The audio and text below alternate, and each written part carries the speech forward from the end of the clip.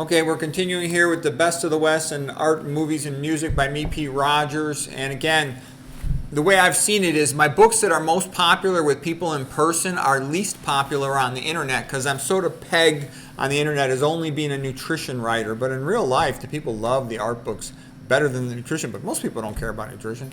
But anyways, okay, so what's the most beautiful autumn landscape painting? I think this one right here by Edward Moran. Called Under the Forest Trees, quite beautiful. Okay, the next one is what is the most important painting of the one about the ancient Greeks and Romans. This time what we're going to emphasize here is, let me see, I got to get this thing working here. We're going to talk about Aeneas carrying his father out of burning Troy. So his father is Anchises. There's the mother and there's the baby. Okay, I'm sorry, there's a wife and there's the baby. And so what's the point of this painting? That Aeneid was going to go on to found Rome. And it's also the idea that a man carries his culture, his civilization, his ancestors, his father, and their deeds on his shoulders and in his mind. And what a man should do is learn the civilization of his fathers and then teach it to the younger generation. Okay, here is coming up a nice quote from Will Durant, the great historian. He says, if a man is fortunate, here he says, the best a man can do is to learn about the good things in civilization and to try to transmit this to the next generation. If a man is fortunate, he will, before he dies, gather up as much as he can of his civilized heritage and transmit it to his children. And to his final breath, he will be grateful for its inexhaustible legacy, knowing that it is our nourishing mother and our lasting life. Yeah.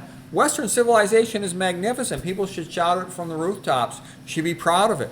Compared to Western civilization, non-Western civilizations are backward. There's no comparison. We talked about this before in other videos. It's true. Let them show you their art, their literature, their scientific achievements. They're nothing compared to Western civilization. I say that in an objective sense. Show it. Show it. Where is it? It doesn't exist. Okay, who's the best classical music composer? Some people would say Beethoven, okay? I'm going to say Bach, but I realize it's a close call. Johann Sebastian Bach. Here is a painting of him at 61 years of age by Elias Hausmann. Okay, and Bach was quite awesome. He had 22 children. He made tons of great musical compositions. He was just writing church music, but it's so beautiful. And a lot of his compositions are lost, which is rather sad. He would prepare everything, for the Mass that weekend. Okay, what's the most important book in the world, the best book in the world? It's the Bible.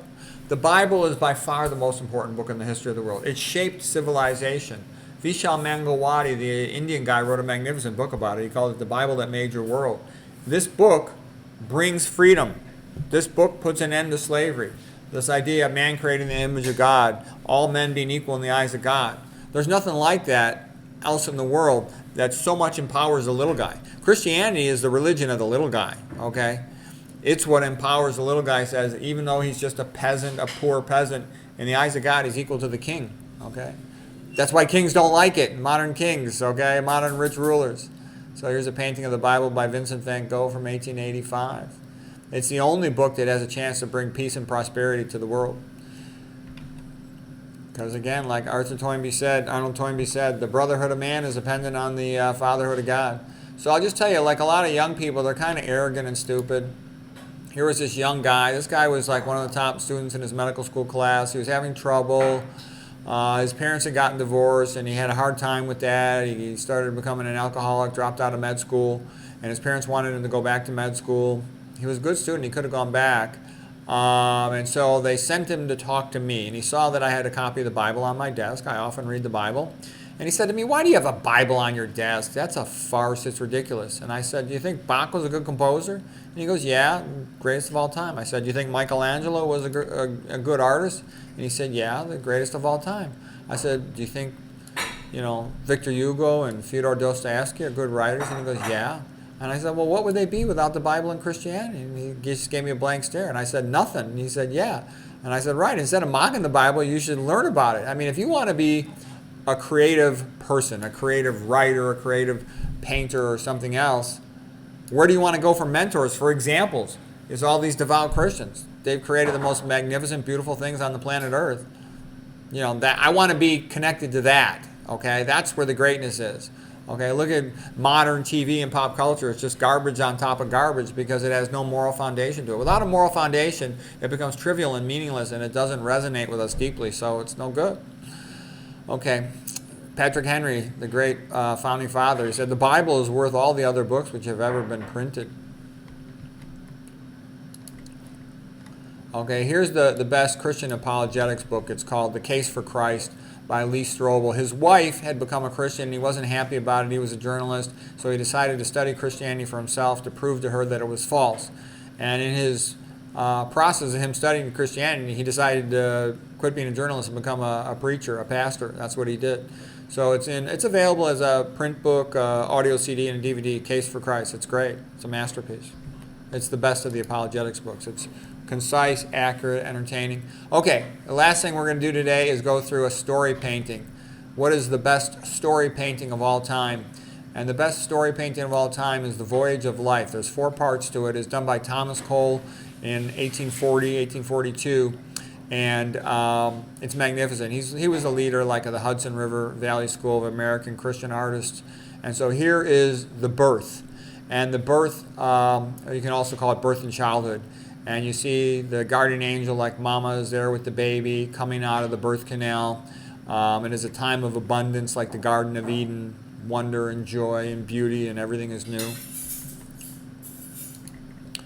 Okay, the next phase of the Voyage of Life is youth. And in youth, the young man is energetic. He's going to go for it. He's pointing his hand at the sky. There's his temple, his vision of a future of utopia is right there, straight ahead in the distance, nothing but just keep on walking towards it. Okay, but there's a subtlety to this painting. You can see the river goes around a bend, and as it goes around the bend, it starts heading into rocky waters, the rapids. Not so easy, and that's the situation many of us find ourselves in middle life. And it's a beautiful painting. He's not even looking back at Mama Guardian Angel. He's just going forward. He knows what he wants, and he's going for it. Okay, here's part 3 of The Voyage of Life, and this is middle age. Okay, middle age, it ain't so easy. You've worked real hard, but you're having problems at work. Your spouse wants to divorce you, have an affair with a truck driver. The oars of the boat have fallen off over the side. You can no longer steer it accurately. You're heading over the rapids and the rocks, and you hope the boat doesn't smash to pieces. Mama, the guardian angel, is farther and farther away. The winds are howling, a storm is starting, and you're just hoping it all turns out okay, and you start to pray. All right, that's middle age. Okay, now here in The Voyage of Life by Thomas Cole is old age. And so here the waters are calm. He has his hands together in prayer. The guardian angel is close once again. Another angel from above beckons into the light of heaven. Okay, and there's also one other version of this last painting. It's from a different series, but it's so similar I just included it anyways. It's called The Cross and the World Approaching Heaven. The Cross and the World Approaching Heaven by Thomas Cole from 1848. And now he's headed towards the cross. The angels are waiting. But it's a rather beautiful set of paintings there. Hope you enjoyed that.